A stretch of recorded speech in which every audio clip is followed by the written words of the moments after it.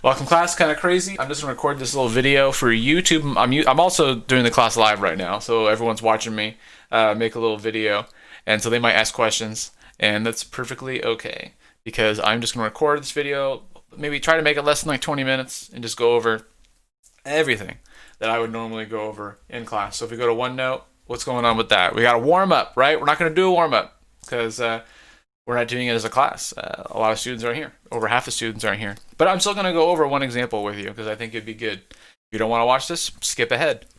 So warm up. Choose one statement below. Find the claim, evidence, and warrant. We've already done that, right? We've already found the claim, evidence, and warrant before last class. Now we're going to do it again. Let's just do the first one. There's also a link here for the actual article itself if you want to read it. This is actually written by a high schooler. So I thought that was really cool. It's on the same topic we're discussing.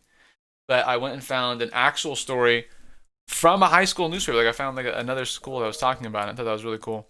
So let's read through that real quick. And this is just one excerpt from it. We live in an exciting time of new technological advancements and opportunities. We can access more information and make more connections all around the world than ever before. We must always remember, especially as students, to approach the gigantic amount of content we are exposed to on the daily with a healthy dose of skepticism. Awesome. Cool statement. I like it. But it doesn't matter. Whether I like it or not, whether I agree or disagree, I need to analyze it. What is the claim? What is the evidence? What is the warrant? Now, what if I'm sitting here as a student and I'm like, well, I don't remember what that is. What should I do? Well, I should have, right? I should have my assignment open for today on ERWC. And what does that say at the very top? Toulmin model, what we did last class. W's got you. Tells you exactly what we did last class. Oh, there it is. If evidence, then claim because warrant. What does that mean? Evidence, you hear a barking dog howling in the distance. Claim, there are dogs nearby. Warrant, dogs are animals that bark and howl. So wait, if you hear barking and howling in the distance, then there are dogs nearby because dogs are animals that bark and howl. That kind of makes sense. Wait, I want to learn a little bit more about this warrant. The assumptions, values, and principles that connects the claim and the evidence. All right, that explains it a little bit more detail, right? There's some more examples I can read over. There's some examples down here. Awesome. I have all this extra support. If I forget, if I don't remember what I did last class, there's a link right to it. Easy. Okay. So now let's apply that to what we just read. What is the claim? Where does the author make the claim in this statement? Well, when they said we must always remember, I felt like that was like they're really trying to push something on me, right? They're really trying to convince me of something. We must always remember. Okay, especially as students. So this feels like a claim to me. This feels like they're really trying to stress a point. To approach the gigantic amount of content we are exposed to on the daily with a healthy dose of skepticism. So they want us to be skeptical, right? They want us to think about the information. That sounds like a claim to me. Where's the evidence? Why should we be skeptical? We can access more information and make more connections all around the world than ever before. Okay, that makes sense. Does it make sense in this sentence? Let's see. If we can access more information and make more connections all around than ever before, then we must be skeptical of that information. It makes sense, right? It's very logical. I love it. I love how it's so logical, right? It's like a step-by-step basis. But where's the warrant? I don't really see one. I don't think there's an explicit warrant. There isn't one that's explicitly stated. So what are they assuming? What are they assuming here then, right? What's the assumption? So if I think that we're getting so much information, we need to be skeptical, what am I assuming about that information?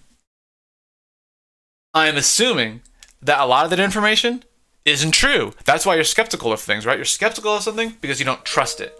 So not all information is trustworthy. Let's try that one more time in the statement. Can we create a Toulmin model statement here? If we're getting a ton of information and it's coming at us, then we need to be skeptical because not all information is trustworthy. Not all information is true. Right? It makes logical sense, and it may sound easy, and it may be like, why are we talking about this? Why are we breaking it down into such simplistic terms? Can't tell you how many essays and things I've received that don't have the claim, even that don't have evidence, that don't have an explanation that ties the logic together. This is breaking it down into simple pieces that we can use in the future in essays and writing and arguments and anything. And so that's why I appreciate this Toulmin model. I think it simplifies it.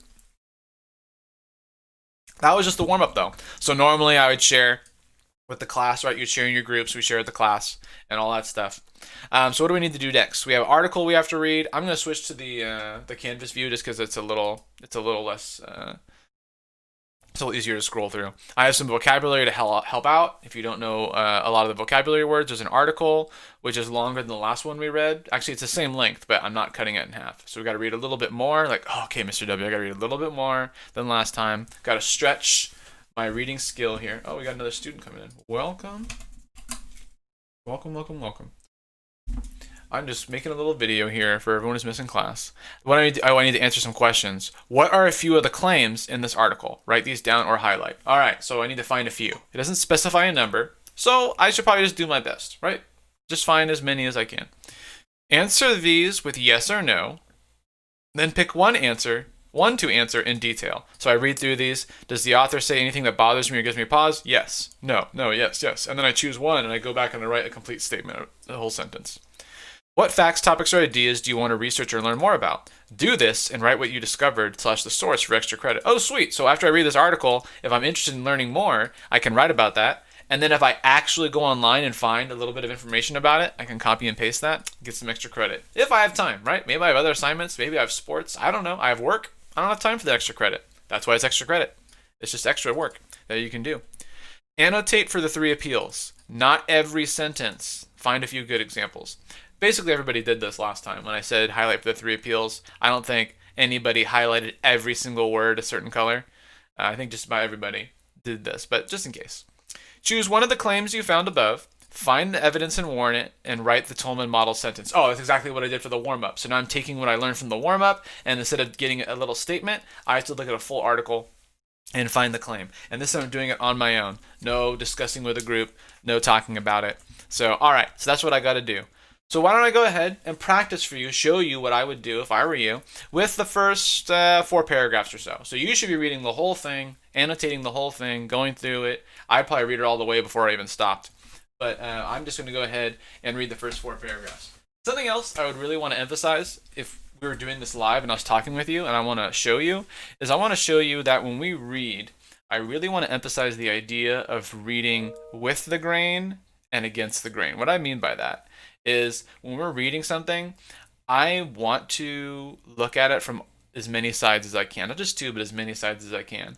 Where I'm always challenging. I'm always thinking, okay, what could be biased? What could require more information? What questions do I have? But also agree with it at the same time, you know, like, okay, I see where you're going, being open to it. I see where they're going. I could see where sometimes that's true, and doing both. So it's like reading with the grain, going along with what the author's saying, reading against the grain, kind of countering them at every point, just like always questioning the sources and things that we're reading in class, right? In my class too. I want us to be doing that.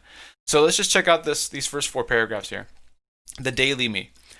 Some of the obituaries these days aren't in the newspapers, but are for the newspapers. The Seattle Post-Intelligencer, weird name, is the latest to pass away, save for a remnant that will exist only in cyberspace, and the public is increasingly seeking its news not from the mainstream television networks or ink on dead trees, but from the grazing online. And I'm just thinking of like people grazing online, you know, like cows or something just moving from one pasture to the next. And like I said, if I'm reading with the grain, I'm like, dude, this guy's right. Everyone is just finding the news online. No one appreciates newspapers. But then against the grain, right? Who cares about newspapers anymore? That wasn't a very good way to get news. Grazing online is the best way, right? I'm always trying to look from multiple perspectives here.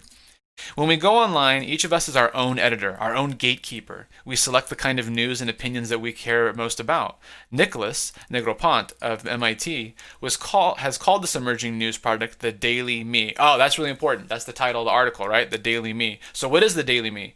The Daily Me is that idea, right? We go online, we're our own editor, our own gatekeeper. We select the news and opinions that we care about. We're not paying attention to a news network or somebody. We're creating our own news network made up of all the different news.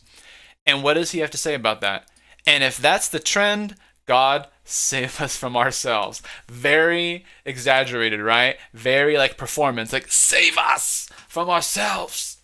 Like he's being very dramatic. So this guy is obviously an opinionated piece, right? It's obviously opinion. This is not a news story. This is an opinion. Why does this guy think this though? That's because there's pretty good evidence that we generally don't trust. We don't truly want good information. but rather information that confirms our prejudices. We may believe intellectually in the clash of opinions, but in practice, we like to embed ourselves in a reassuring womb of an echo chamber. What's an echo chamber, though? Wasn't there a vocabulary above? Yes, indeed. Echo chamber is a place where you can only hear yourself and your own ideas repeated back at you. Makes sense.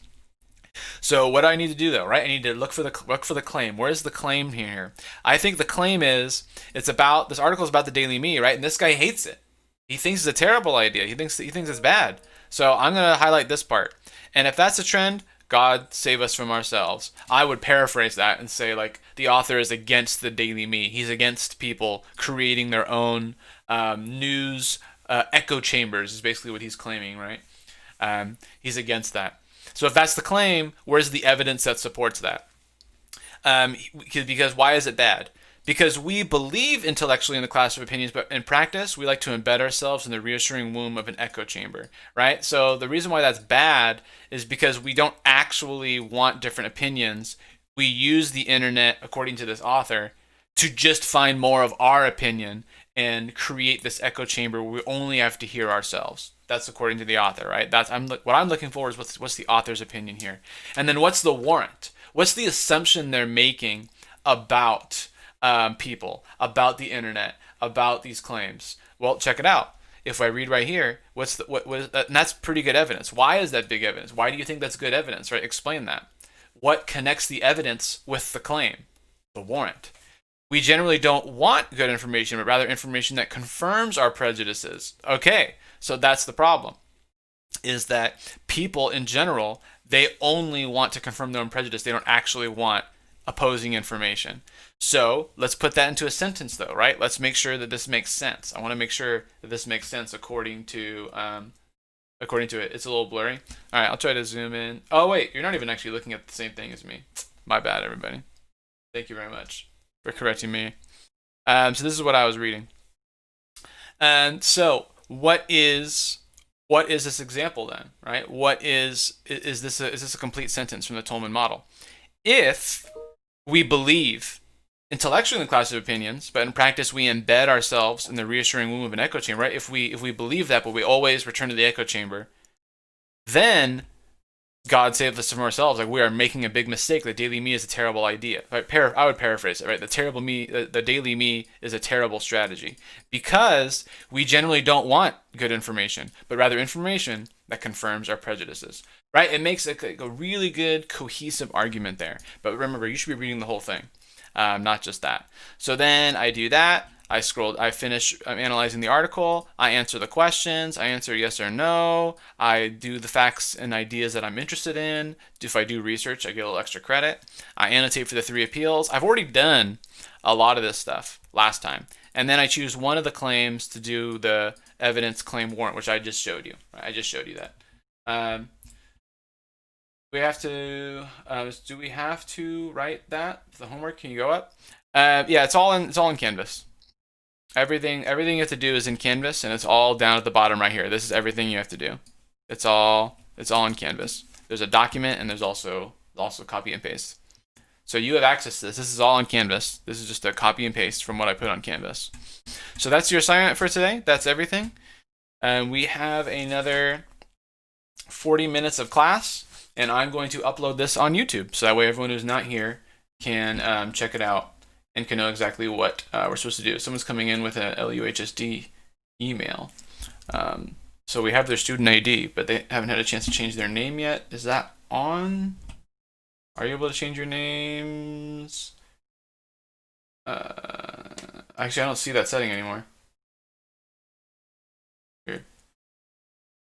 What are the 3 appeals? Ooh, excellent question. So if we go back to Canvas, right? If we go back to Canvas, everybody, and we go to our modules here, right? The modules is how everything is organized.